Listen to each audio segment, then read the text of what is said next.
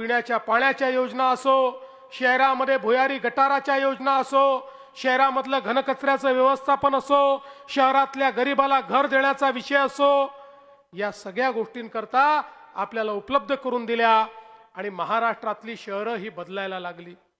आज आपण बघा, पिण्याच्या पाण्याच्या इतक्या समस्या शहरांमध्ये निर्माण झाल्या, पण गेल्या 10 वर्षांमध्ये अनेक शहरांना आपण त्या ठिकाणी पिण्याच्या पाण्याच्या योजना दिल्या आणि आता तर आपल्या शहराची देखील जी काही वाढती गरज आहे ही गरज लक्षात घेऊन त्या ठिकाणी वारणा उद्भव योजना आपण तयार केली आहे।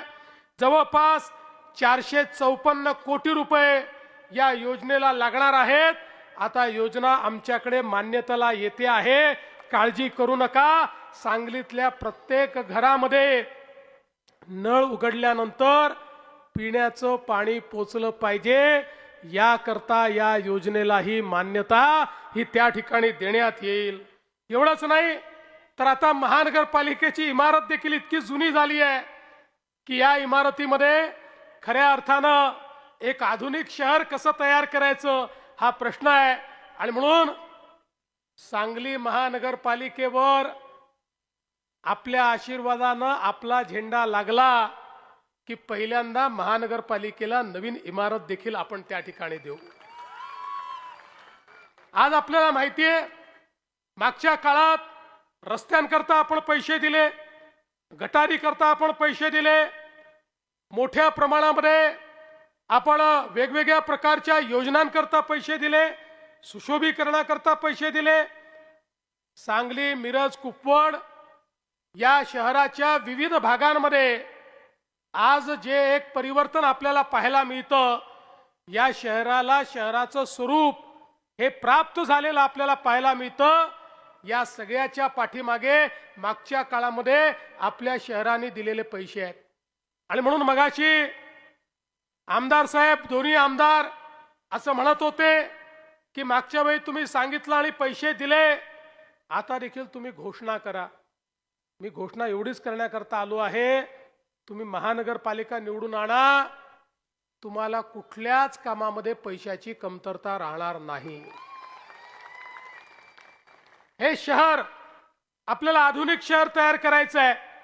या शहरामध्ये मूलभूत सोयी ज्या आहेत, आपल्या इथलं संपूर्ण सांडपाणी हे नदी नाल्यामध्ये न जाता त्या ठिकाणी खऱ्या अर्थानं प्रक्रिया होऊन ते जे पाणी आहे त्याच्या एसटीपीच्या माध्यमातून त्या पाण्यामधलं त्यातली विष्ठा दूर करून आणि त्यातलं शुद्ध झालेलं पाणी हेच आपल्या नदी नाल्यांमध्ये आणि विहिरींमध्ये गेलं पाहिजे। या दृष्टीनं आपल्याला पुढच्या काळात कारवाई करायची आहे। पुन्हा विकासाला आम्ही गती दिलेली आहे।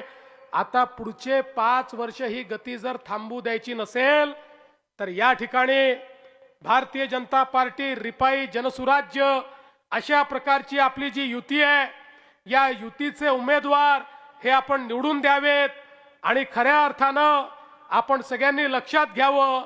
मगाशी खाडे साहेबांनी सांगितलं, आपली युती एकमेव अशी आहे ज्यांनी पूर्ण 78 उमेदवार उभे केले आहेत, बाकी कोणाला 50 देखील उमेदवार सापडले नाहीत। अशा प्रकारची परिस्थिती आहे आणि म्हणून आता पूर्ण बहुमताने ही महानगरपालिका तुम्ही आमच्याकडे द्या।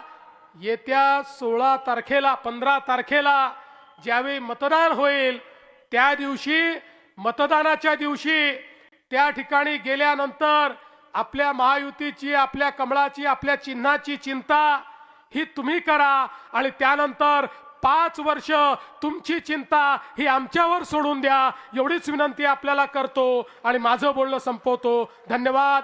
जय हिंद, जय महाराष्ट्र। धन्यवाद देवाभाऊ।